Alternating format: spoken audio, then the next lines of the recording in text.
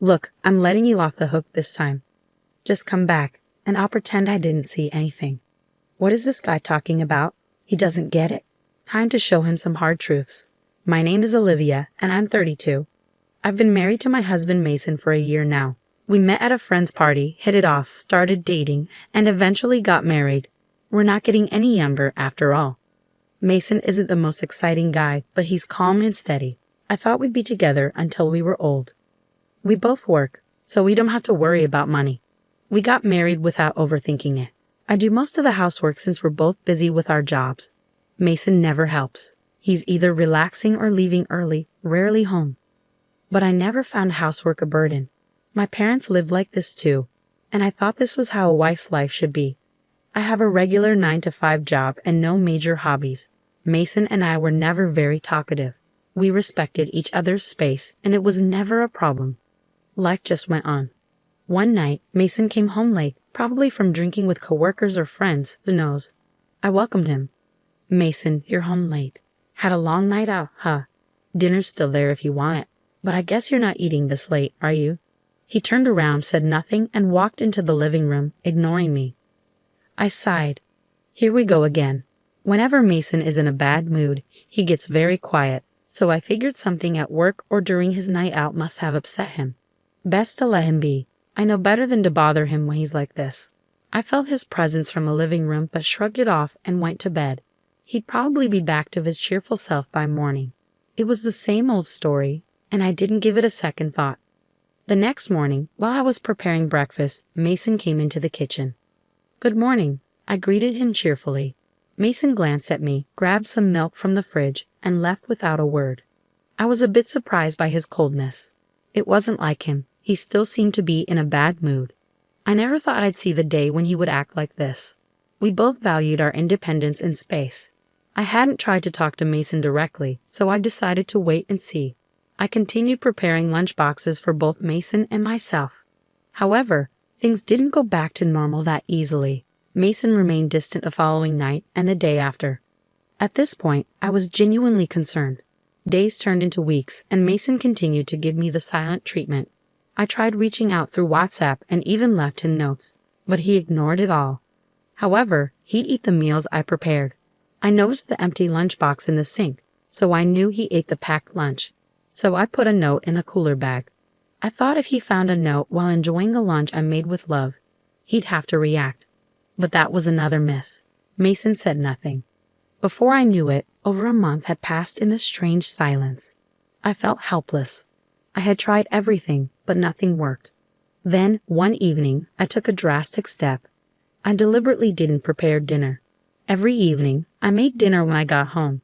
But what if I didn't? How would Mason, who's been ignoring me, react? I decided to find out. When Mason came home, I pretended to be watching TV in the living room. Mason came into the living room and looked intently at the table where dinner usually waited. But tonight, the table was empty. After looking at the barren table, Mason turned his gaze to me. Holding my breath, I waited for him to say something, but he walked into the living room in complete silence. I heard the front door open and shut with a bang. I was stunned. Why am I being ignored like this? I had no idea. I was left bewildered, sitting alone on the living room couch. The next morning, I woke up and went to the living room. Mason was already gone. Did he go to work already?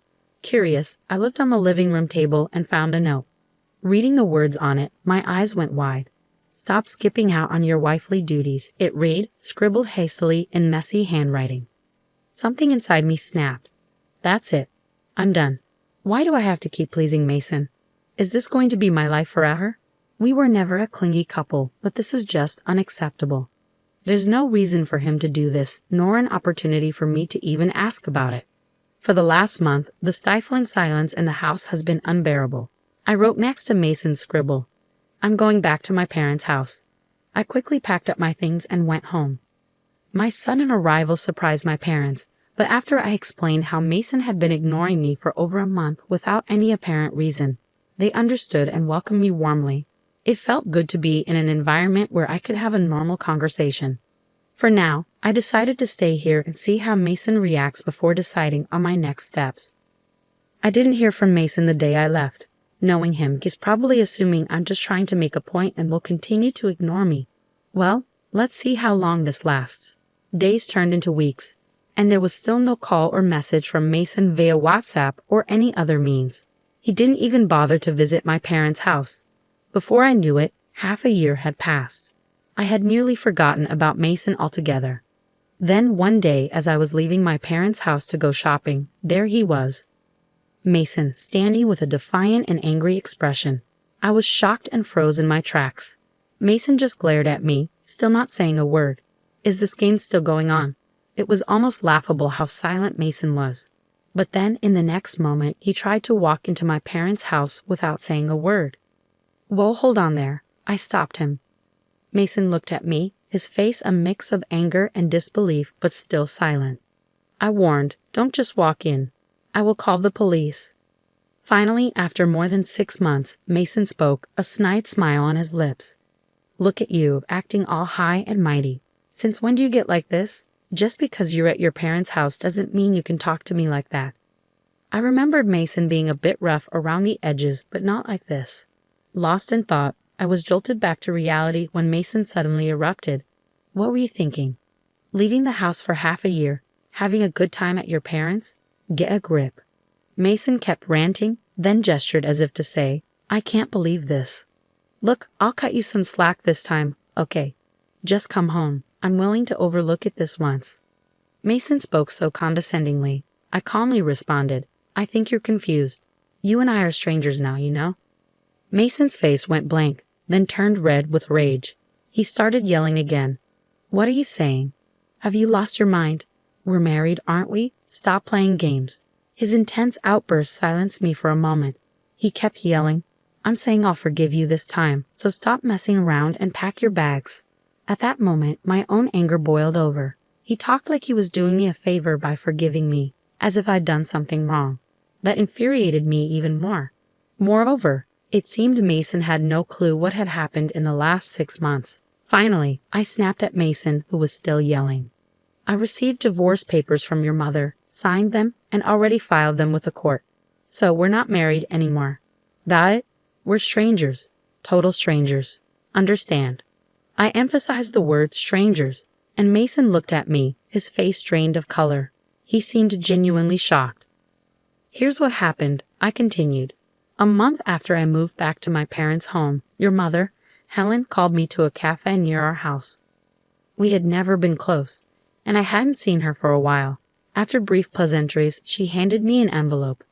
What's this? I asked, tilting my head. Open it. Even you will understand, she said. I opened the envelope and pulled out the paper inside. It was a divorce petition, already signed and stamped by you. Confused, I looked at Helen. The eyes of your mother, who was glaring at me, were the same as yours, full of disdain. While putting the divorce petition back into the envelope, I asked her, So, is this Mason's doing? Did he say anything to you about this? Helen let out an exaggerated sigh before answering. Oh yes, he said plenty. Would you like to hear? I smiled at her and replied, Yes, please go ahead. She launched into her story. According to her, Mason had been badmouthing me for a while now, saying that I was a useless and incompetent wife who stopped doing any housework after we got married, that I quit my job and lazed around at home all day, and that whenever something didn't go my way, I would run back to my parents and act like a spoiled child. Helen's eyes never left mine as she spoke, and it was clear she believed every word of Mason's lies. There was no point in arguing with her, I thought. When she was done talking, Helen finally asked, So what are you going to do? Not that I want to meddle, but you're being pretty awful, you know. By the time I walked out of that cafe, my mind was made up. I smiled and told her, if he wants a divorce, then that's what he'll get. Helen glared at me one last time, slapped some money on the table for her share, and walked out of the cafe. I went straight to my parents' house, signed the divorce papers, and submitted them to the court the very next day. While I was explaining all of this, Mason's face turned increasingly pale. It seemed he hadn't been informed by Helen at all. But honestly, I didn't care. After all, I had already trusted Helen with the signed divorce papers. Mason must have had the same idea in mind, I figured. Once I finished telling my side, Mason blurted out in a panic, No, You've got it all wrong. I only filled out those divorce papers to keep my mom off my back. I never intended to submit them. They're invalid. Panicked or just confused, he started making no sense. Besides, you're the one who will suffer if we divorce. So let's go to the court right now and have them withdrawn. I gave Mason a cold stare, then tilted my head. Why would it be a problem for me if we got divorced? Mason suddenly grinned as if he had won. Think about your age. At your age with a divorce history, no one will want you. That's why I'm saying I'll take you back. This is for your benefit. You get it. I'm saying we can pretend the divorce never happened and you should be happy, Mason said, his arrogance and delusional thinking palpable. I couldn't help but roll my eyes. Listen, we're not kids. A divorce doesn't just get erased. And for the record, I'm already married to someone else. Mason's jaw dropped and he went silent. What? Really? Do you want me to repeat myself? I'm married to someone else. Mason, who had a look of disbelief, suddenly started making a fuss. That's a lie. You're just trying to look good, aren't you? You're making up stories to get me to go away, aren't you? You're really making a fool out of me. You know that such lies won't work. As I was wondering how to explain to this idiot, a presence came from behind me, and a man appeared at the entrance. The man looked at me and Mason alternately, looking confused. Mason, for his part, was surprised to see a stranger coming out of my parents' home and fell silent. When I looked at the man, he tilted his head and asked, "Is something wrong?" Feeling awkward, I smiled and turned to Mason. "This is my husband, Noah." Noah greeted Mason with a slight, skeptical nod. Mason took a step back and looked up at Noah. It made sense. Noah was a former national rugby player with an imposing physique. Overwhelmed by Noah's appearance, Mason suddenly started to make excuses. No, you've got it all wrong. My old boss told me you've been married for about a year now, and your wife might start to get a little uncomfortable. Better put her in her place, he said. So I did, and guess what? Turns out he got dumped by his wife and kids. What a fool, right?